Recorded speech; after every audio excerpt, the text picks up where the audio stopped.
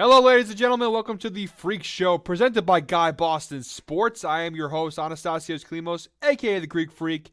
Today is Thursday, January 20th, 2022. And believe it or not, this is my second time recording the same exact episode today. One of the all-time blunders on my part to start this episode off. I literally recorded the entire show.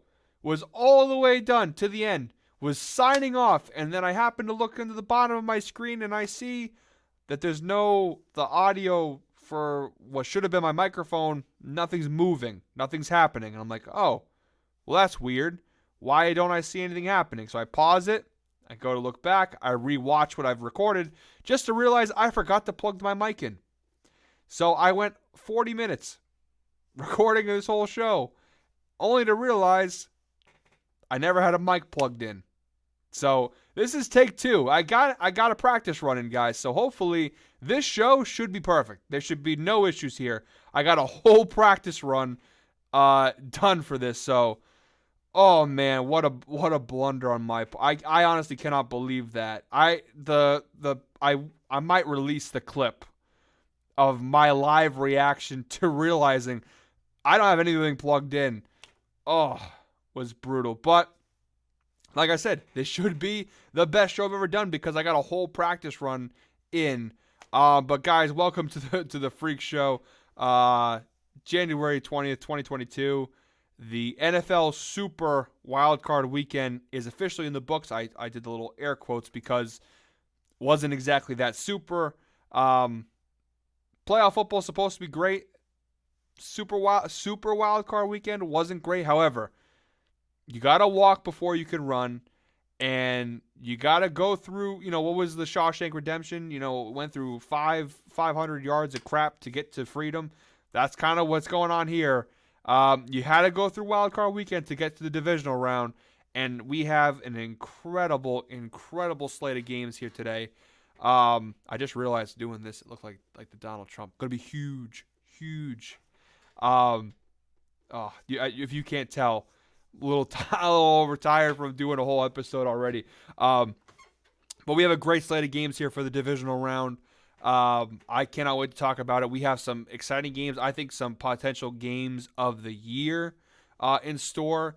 By the way, I did decide to keep the suit and tie look. I think I'm going to keep it going through the playoffs. Kind of keep the classy professional look before I start wearing, sweatshirts and jerseys and stuff. Thought I looked pretty cool last week with the suit and tie, so I kept it up. Wore green for my Super Bowl pick, the Green Bay Packers, if you watched last week's show. But anyways, before I get into the divisional round, I thought I would go through my picks from last week, kind of share my winners, my losers. Hopefully, if you watched the show, you saw my gambling picks at the end, and you hopefully bet with me. I had two losers. We'll get the losers out of the way right away. I had two losers. I had New England +4, and I had Pittsburgh +12.5. Those were my only two losers of the weekend. New England was a fan bet. I'll be open and honest right away. That was a fan bet. Probably shouldn't have. I did think New England was going to keep it close. I didn't think they were going to lose the way they did. I don't really want to talk about that. But New England +4, bad bet. And then Pittsburgh +12.5. They actually did keep it close to the first half and kept it interesting. And then the end of the first half and the rest of the game, and from that point on, the Chiefs just ran away with it. But the rest of my picks I gave you guys, winners. Bengals -6, cashed it. What other ones? I had the Rams. I don't know what the exact number was, but Rams spread, cashed it. Bucks, cashed it. It was overall a pretty good weekend for me, betting wise. Besides, obviously, the Pats and the Steelers game. In terms of my bracket, in terms of my winners, I had only one game wrong, and that was the Pats game. Every other game, I picked the winners correctly. Obviously, there's only one upset, which was the 49ers over the Cowboys, but I did accurately predict that, and I also had the money line for my gambling pick. So, overall, solid weekend for me to start the playoffs. Only one wrong pick for my winners. That was obviously the Patriots. For my gambling picks, I had two losses, but overall, a solid wildcard weekend performance from the Greek Freak. Hopefully, we keep that momentum going into the divisional round. We've got four great games that I can't wait to get into. So let's not waste any more time. Let's get right into it, starting off with the Tennessee Titans versus the Cincinnati Bengals. This game, out of the 4 games, I think this is probably the least great game. Not to say this isn't a good game. I just think compared to Chiefs Bills and Packers Niners and Bucks Rams, this is the game I'm the least excited for out of these 4 incredible games. And again, that's not an indictment on either of these teams. These are 2 great football teams.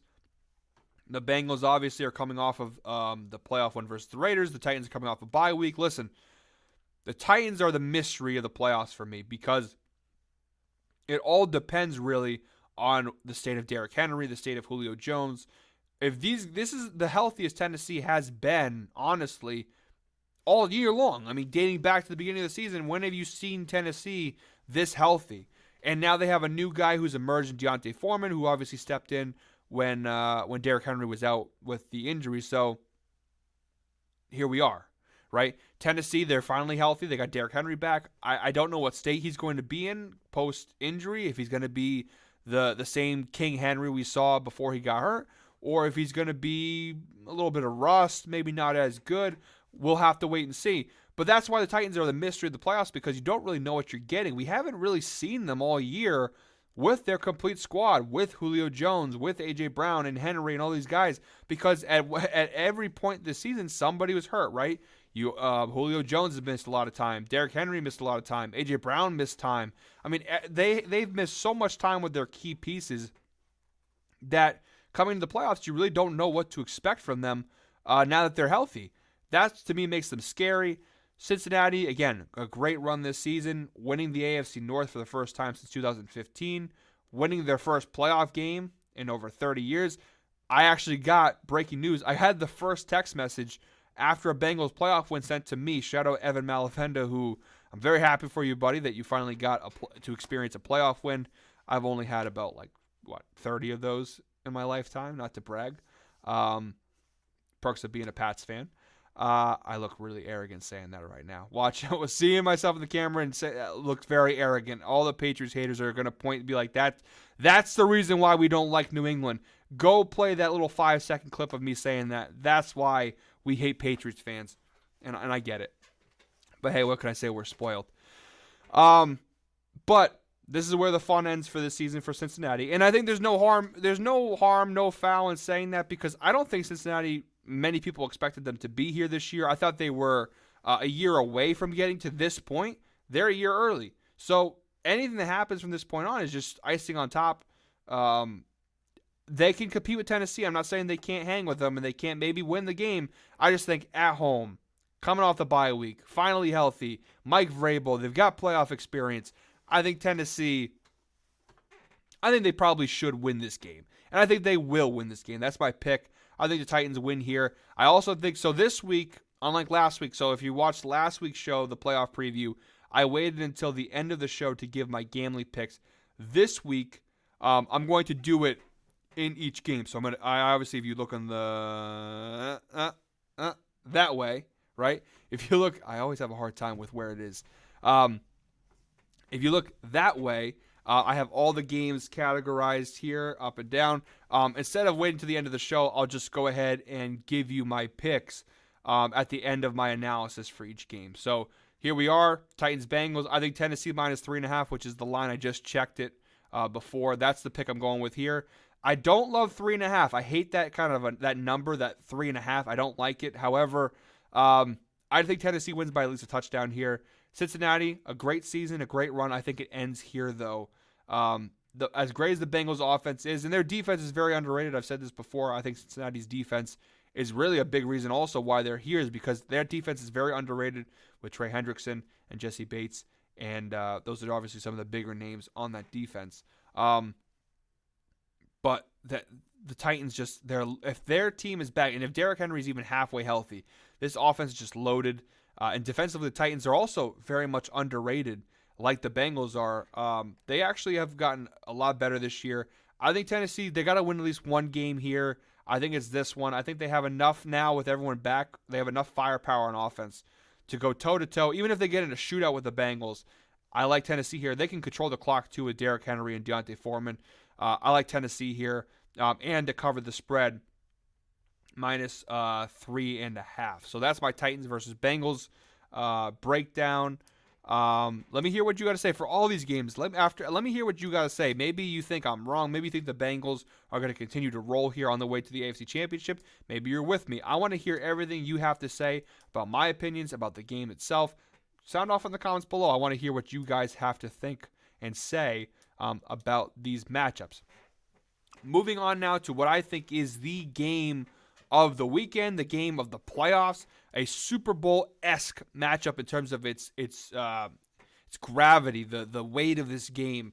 Chiefs-Bills. This game to me is massive. It's Mahomes versus Allen, Andy Reid versus Sean McDermott. I mean, I can break down all the the stars and the big names.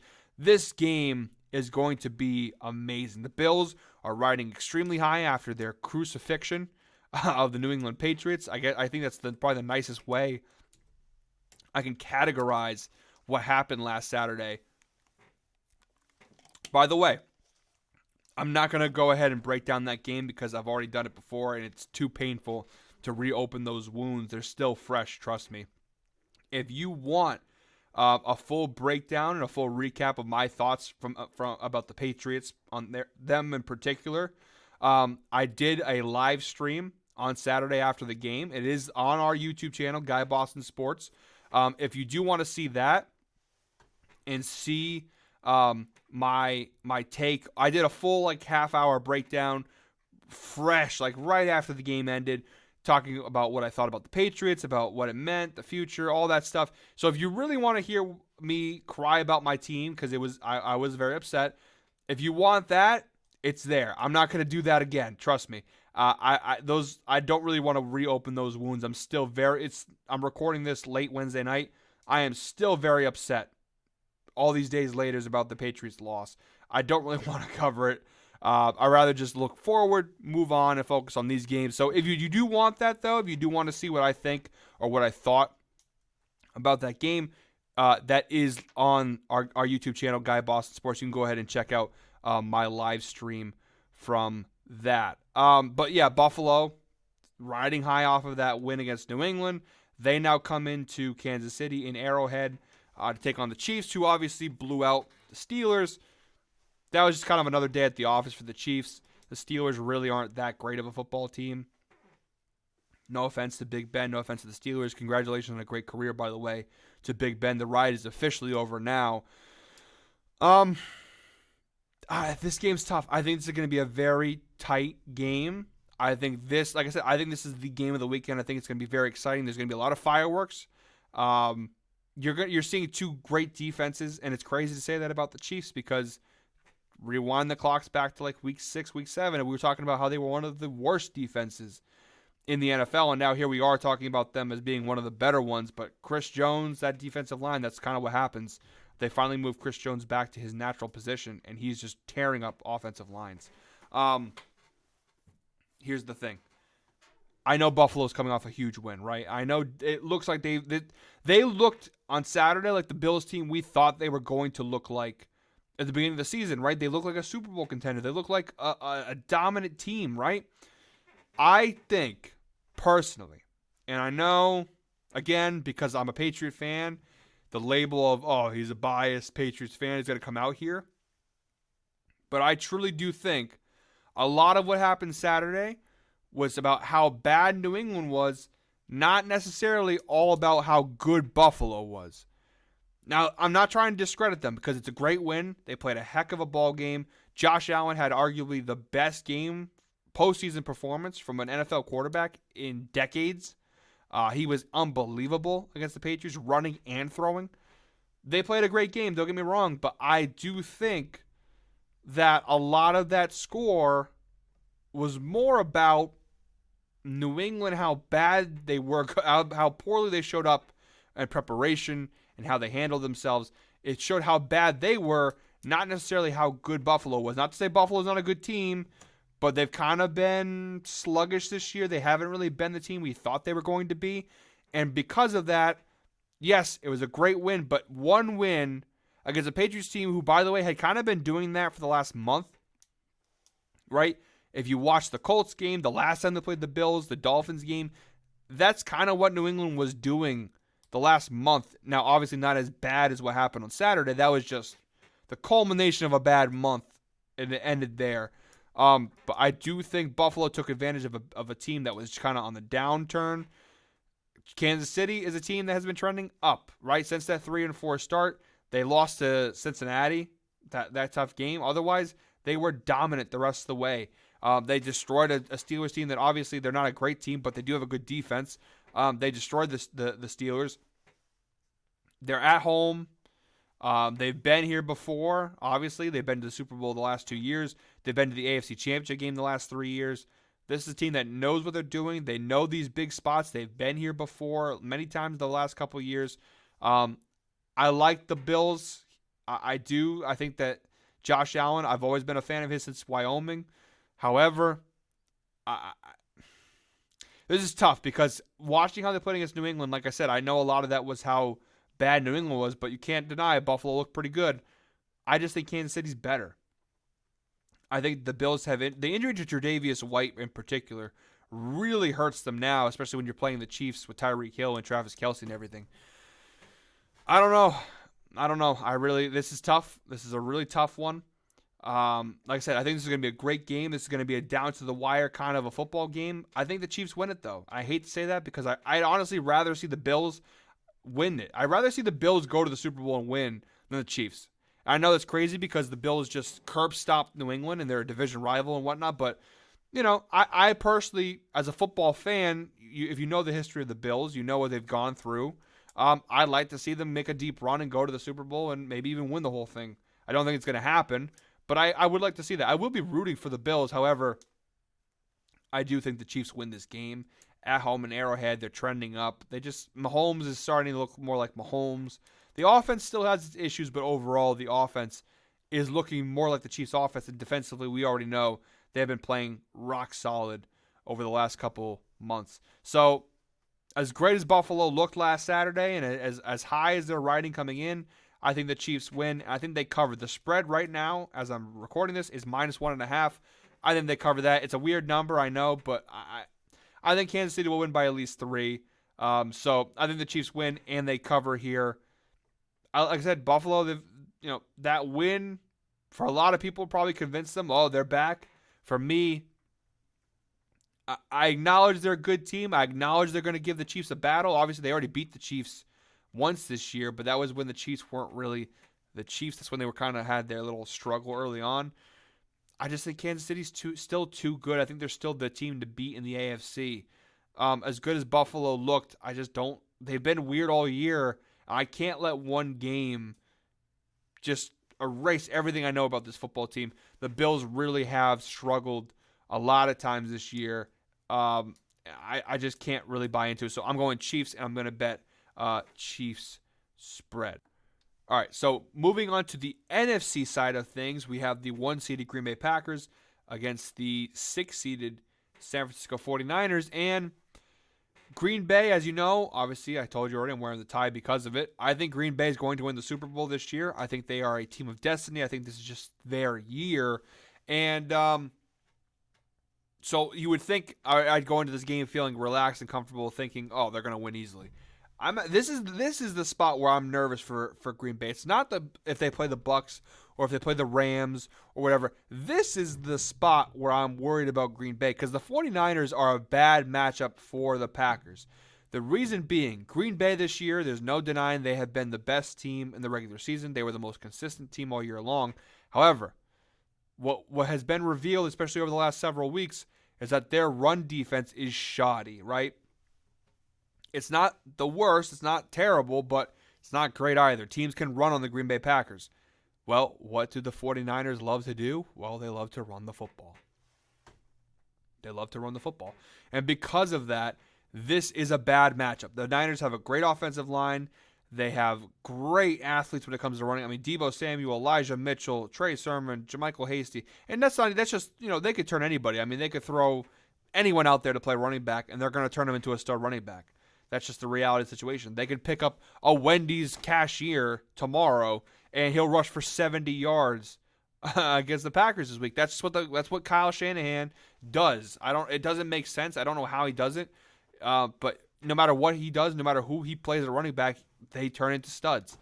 And so when again talking about Green Bay, who their run defense is kind of shoddy and it's inconsistent. When you're playing a team who they make their money by running the football, it's not a great matchup. The Niners also have the ability to bring pressure on Aaron Rodgers with Nick Bosa and that defensive line.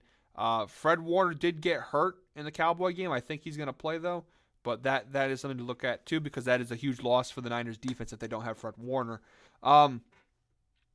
I think Green Bay wins this game. Right, they're my Super Bowl pick. Obviously, I wouldn't give you my Super Bowl pick and then pick them to lose this week. I think the Packers win this game, but I do think it'll be close. These two teams did play earlier this season. I actually thought it was one of the better games in terms of gambling for me. I live bet the Packers money line when they were losing, and Mason Crosby obviously hits the game winning field goal in that one as time expires to give me my big win. I think that was definitely one of my biggest hits. I'm not going to obviously go into how much I won, but it was one of my biggest winners of the season was that Green Bay money line live bet. But that game kind of showed you that the 49ers, and as flawed as they've kind of been this year, they can hang with a team like Green Bay. And I told you, the Niners are the team you don't want to play in the playoffs. The Cowboys found that out the hard way, right? They just have the talent of a solid playoff contender. They were in the Super Bowl 2 years ago, and a lot of the core pieces are still there. I mean, there are differences. I think the offense is actually better now than it was 2 years ago. Now they have Deebo Samuel and Brandon Ayuk, and so going into this game, the Niners are the team I think are the most capable of beating Green Bay. Although the Rams are kind of, now that Cam Akers is back and they're able to run it a little bit more, they're interesting. But I think San Francisco, on paper, in my opinion at least, they are the team in the NFC that can actually upset the Packers here and ruin their playoff run. I don't think it's going to happen. I do think Green Bay will take care of business. It'll be tight though. The spread is Green Bay -6. I'm going to keep riding the Niners. I'm going to take San Francisco +6 because I do think this game will be tight. I think their defense will be able to put pressure on Aaron Rodgers. I think they'll be able to control the clock, run the football. For San Francisco, what this game is going to come down to is how many big throws can Jimmy Garoppolo make? The guy has like 19 different injuries right now, all very serious, like in his shoulder. It's crazy. The guy can't stay healthy, and I've been a Jimmy G defender for a long time. But it's hard to defend the guy sometimes because he does make some questionable throws. I mean, that interception he threw against the Cowboys in the second half last week was horrendous. He is really banged up. He has a lot of injuries. I mean, he probably shouldn't be playing. But your options are him or to throw in rookie Trey Lance, who obviously isn't ready. I mean, we've seen him a little bit this year, but I think the Niners are telling you, they've been telling you all year, Trey Lance is not ready for something like this. So they continue to ride with Jimmy G, and it all depends on how healthy he is and how many big throws can he make, because they're going to need him, right? As much as they're going to dominate running the football, they do need him to make those big throws to throw the defense off, to allow them to open up the running game. That's the key. And that's the problem with the Niners. That's why if it wasn't for the fact that Jimmy G, he is so inconsistent at times, I would probably pick the Niners to win this game and end Green Bay's run. But I just think Jimmy G, especially right now with all the injuries, he's going to be so limited. I think Green Bay will be able to take advantage of that. So I think the Packers win, but I do think that the Niners do cover here +6. I think this will be a tight game. I don't know if it'll be necessarily a 3-point game, but within 6 for sure. I think San Francisco, their defense is good enough, and they're going to be able to run the ball down the Packers' throats. So I do think this will be another close kind of nail-biter game in Lambeau. However, I do think the Packers win. It is kind of funny on a side note, though. Green Bay, their potential path to the Super Bowl will be against the two teams that knocked them out of the playoffs the last 2 years, right? They're playing the Niners right now, who obviously beat them in the NFC Championship game. I think it was 2019, 2 years ago. And then if obviously the Bucs beat the Rams, and the Packers beat the Niners, you get a rematch of last year's NFC Championship game, Packers-Bucks. So, again, I call them a team of destiny for a reason. The stars are aligning. The path is there for the Green Bay Packers. They not only can they get to the Super Bowl, but they can beat the last two teams that ended their season on the road to the Super Bowl. I know it's just a coincidence. It doesn't really mean anything. But it's just kind of one of those things of like, oh, it adds to the storyline. It adds to the, the fuel to the storyline fire, if you will, with the Green Bay Packers. I just think this is their year. The last couple of years, they've been really good. Under Matt LaFleur, they've won 13 games every single year. This just feels like the year where Green Bay will finally capitalize and will finally make that run to the Super Bowl. I don't know if this is Aaron Rodgers' last dance, so to say, with the Packers. We'll have to see. But I think he's obviously extremely motivated to win one more Super Bowl at least for this fan base. So I'm going to go with Green Bay. The Niners, they have a lot of fight in them. I just don't think they have enough fight here to beat the Packers. And for our final game of the NFC Divisional Round slate, we have the 2-seeded Tampa Bay Buccaneers versus the 4-seeded LA Rams. So the Rams, I told you last week, I'm not high on them. I think for some reason I just can't buy into it. They look pretty good, and they beat up a Cardinals team that I also, if you listen to that part of the episode, I also said I don't love them either. So I think I nailed that prediction right in the head. I didn't love I don't like either of these teams, but I hated the Cardinals more, and obviously that showed in that Monday night game. Excuse me 1 second here.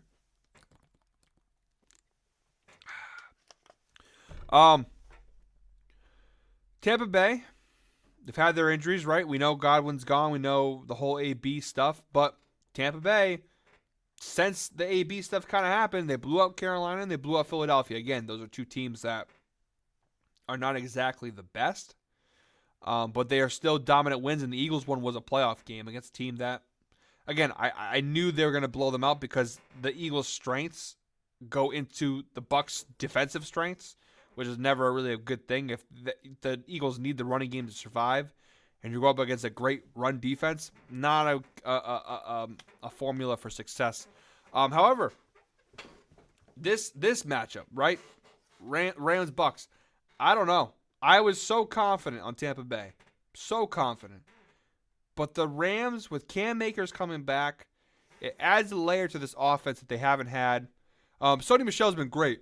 I think I mentioned this. Sony Michel, over the last month of the season, was incredible. He was one of the better running backs in the NFL.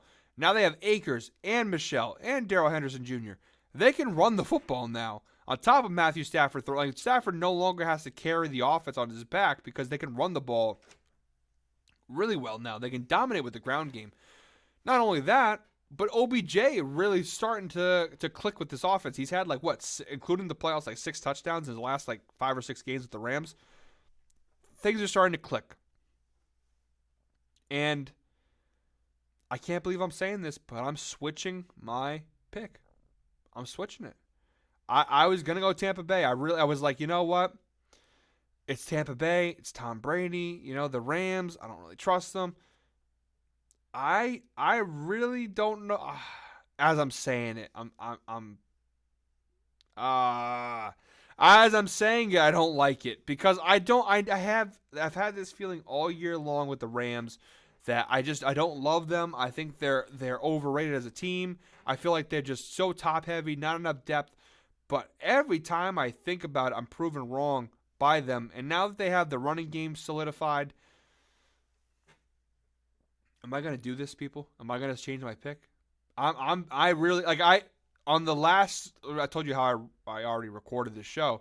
I picked the Bucs. I actually made the Bucs -2.5 my lock of the week, and now I'm sitting here I might actually switch to the Rams.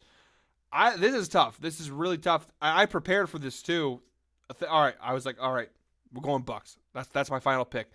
Now that I'm recording this again, I now I'm kind of leaning towards Rams. This game is a toss-up. I think this will be the closest game of all the games. I mean, Chiefs-Bills I think will be pretty close. But this game, in my opinion, for me, in my head, is a coin flip. This game is going to be tough. The Rams are trending in the right direction. Things are going right for them. The Bucks, like I said, unlike last year, things are not trending in the right direction for Tampa Bay. Although they have won their last couple games by a pretty good margin, again against not so great teams, but got to make a decision here. All right. You know what? I'm gonna stick with my gut here, and I'm gonna hate myself because I'm gonna come back to this clip and this point and be like, why didn't I just go with the Rams? I'm going Tampa Bay. I'm gonna stick with my original pick. I'm gonna go Bucks minus 2.5, and I'm gonna say Bucks win the game.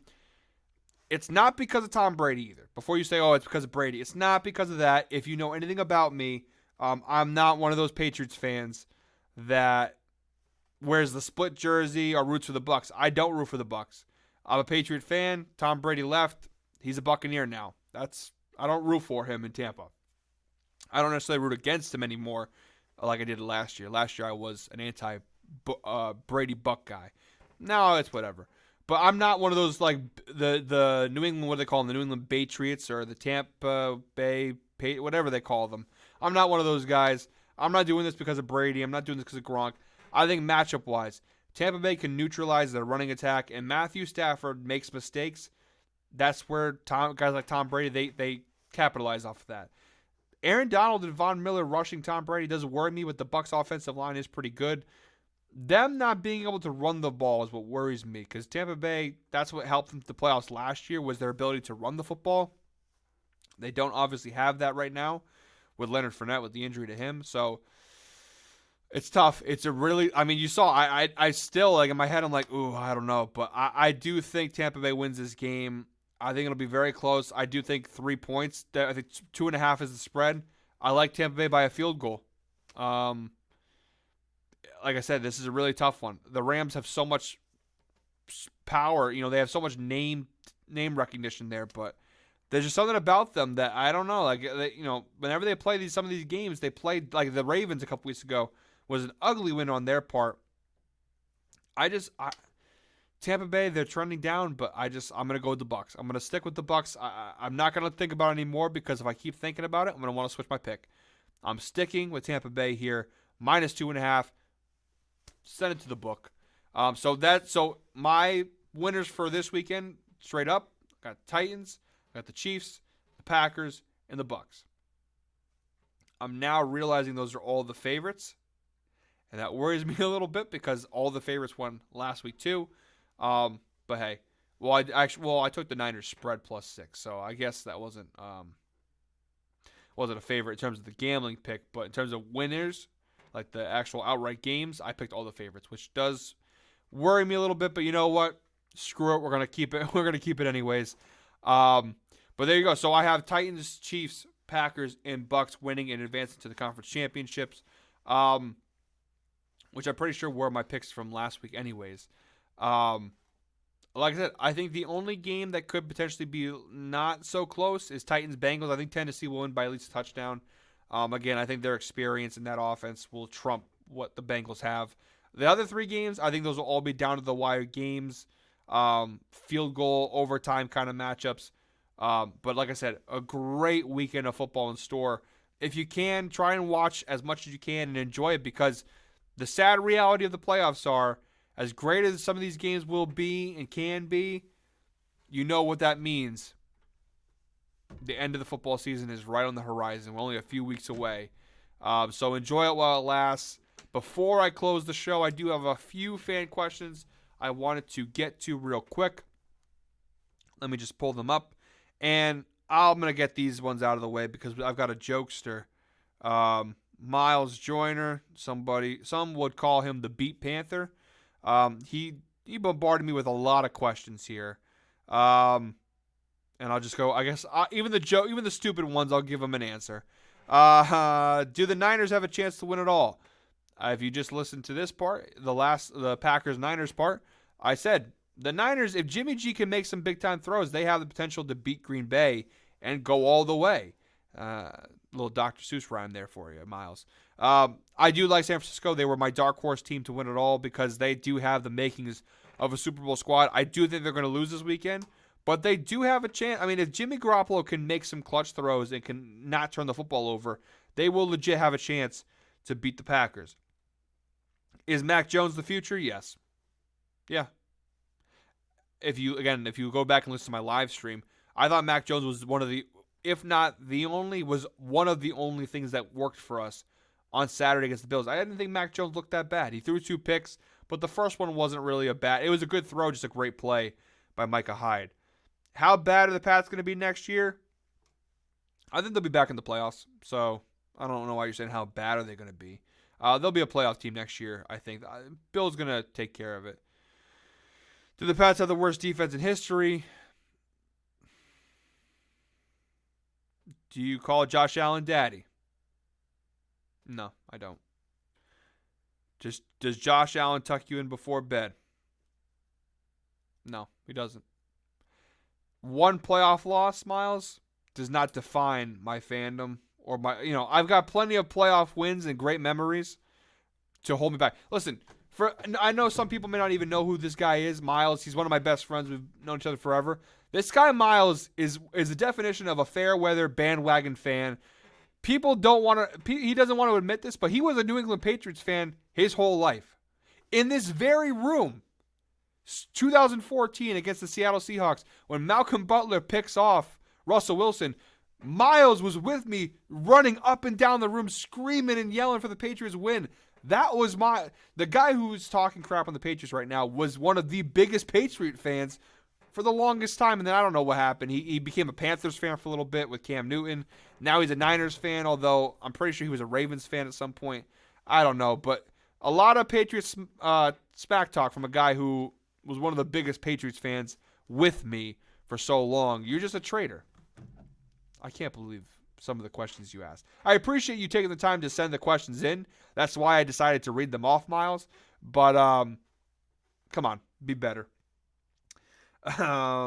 Spencer actually asked a legit question, and a good one at that. What is the best vacant coaching job? I think it's really between the Miami Dolphins, which I know that's probably why Spencer asked the question, was to hear what I wanted to say about the Dolphins. I think Miami's probably it's between Miami and Denver. I think Miami and Denver are the 2 top jobs. Those are 2 teams that are borderline playoff teams already now, beforehand. And they both have a lot of cap space. Well, the Dolphins in particular have a lot of cap space, right? They have draft picks. They have a lot of young talent. The Broncos, obviously, they have a great young receiving core, great weapons on offense. They got Javonte Williams now. Pat Surtain, who they took the top pick this past year, great rookie season, great young corner. Even now that Von Miller's gone and the defense isn't what it was from years ago, the Broncos have a great foundation, and they're a quarterback away from being a contender. And so Aaron Rodgers might be available. The draft isn't really loaded with great quarterbacks, but there's some guys who might be available for the Broncos to go after, Jimmy Garoppolo being one of those guys maybe, that potentially could help turn the franchise around. So a head coach looking for a job, I think Denver's attractive. I think Miami's probably the most attractive, though, because, number one, it's Miami, it's South Beach. Coming from someone who was only there for 3 days but was just there, beautiful. So, I get why someone would want to live there in Miami. They have, I think, if not the most cap space, I think the Chargers have the most cap space, but Dolphins are top 5 in the league in cap space this offseason. They're going to have money to spend. They have a solid foundation in place already. Like they've won 19 games over the last 2 years. They missed the playoffs both years, but they have been a solid team, always just on the outside looking in for the playoffs. I think they've gone during the Flores years 4-2 against New England and Belichick. So they have had a very solid run with Flores, which is why the Flores firing was kind of weird. But I think if you're an NFL head coach looking for a job, the Dolphins have to be on the top of that list. They've got the money. They've got the they're in obviously South Beach. Besides that, I think there's tiers to it, right? I think the top tier, those are the jobs you really want the most. I think it goes Dolphins, Broncos, and I think probably the Vikings I'd throw in that top tier. That may be some people are going to say, well, Kirk Cousins, but Kirk Cousins has been overall a solid quarterback. You got Dalvin Cook, Justin Jefferson, Adam Thielen. They're another borderline playoff team who you'd potentially be taking over. I think that's top tier, right? Those three teams, put them on the top tier. The middle tier, the next tier down, where it's like they're not bad jobs, but you're not like clawing for them. I would say the Bears are in that category. I'd say the Raiders are in that category. I think those two teams are there. And then the bottom tier, which these are jobs where like you're just trying to get a head coaching job, but obviously if you really had a choice, you probably wouldn't pick these teams. The Jaguars, the Texans, the Giants, those teams. I just, they're all. I mean, obviously the plus side, like especially for like the Jaguars and the Texans, you're gonna have cap space coming up. You're gonna have top draft picks. The Giants have 2 first-round picks, so I mean, there's some attraction there, but they're just really bad franchises who have been bad for a little bit now. So that's how I'd rank the head coaching vacancies. But I think Miami's probably the top destination if you're a head coach looking for a job. I think Miami's probably the place you want to go. And last question before I wrap up the show, my friend Sozon says, "Where is your studio? It looks awesome." So my studio, I was waiting. I knew somebody was going to bring it up eventually. This is in my house. This is my basement, my man cave, if you will. One day I'll probably give you guys a little tour of all the memorabilia I have down here. But yeah, when I was choosing to do the YouTube show, I was trying to figure out where would I record it, what would my background be, should I get what should I do, and I used to my podcast down here, not exactly the same setup, but similar enough. And so I said, well, if I was already doing my podcast down here, I could probably make a cool. I mean, it's I got quite a few things hanging up back there. Obviously the LED lights and everything. So I figured, it's a pretty cool setup. Like I said, one day I'll give you guys a full tour of all the stuff I got down here. But yeah, thanks, man. I appreciate that. It's a good setup. Obviously, I'll try and play with it. It's not maybe the permanent setup, but for now, it's home for the Freak Show. So thank you guys so much for listening again. I appreciate all the support you guys have been giving me for the last couple of weeks. I've only been doing this for, I want to say, about 2 weeks now, but cumulatively, my videos have so far generated over 700 views for Guy Boston Sports. And that may not sound like a lot, and it really isn't that much, but for someone like me who's never done YouTube before, who's never done videos, never done streaming or anything, the fact that I've gotten 700 views across my videos so far in 2 weeks, I know it's small, but it's a start for me, and for me it's a cool thing to see that so many people have been supporting me, watching, liking, leaving comments, sharing. I've had a lot of family, friends, loved ones who have come up to me and told me their opinion, who have actually watched the show. They've given me criticism. They've given me support. It's been a really awesome experience so far, and I can't wait to keep it going. So thank you guys so much for everything. Until next time, enjoy the NFL playoffs. I'll see you guys next week.